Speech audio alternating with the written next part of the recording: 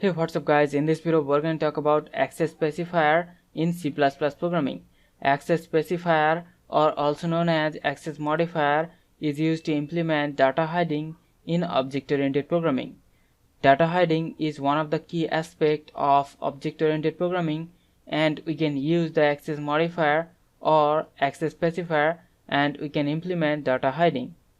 And the access specifier in a class is used to assign accessibility to the class members.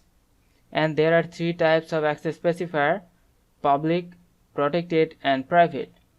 So first we're going to talk about the public access specifier. We can use the public keyword, and after the colon we can have the public data member and the public member function. And the public members of the class can be accessed by other classes, functions, and also from anywhere in the program using the dot operator. So the public members and the functions can be accessed from anywhere in the program using the dot operator. And next we are going to talk about the protected access specifier. We use the protected keyword, and after the colon we can have the protected data member and the protected member function. And the members with the protected access modifier can be accessed by the subclass of that class and also with the help of the friend class.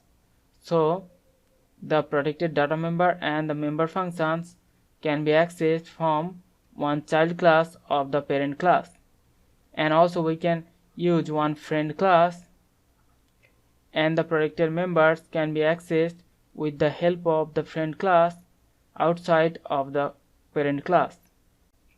And now we're going to talk about the private access specifier.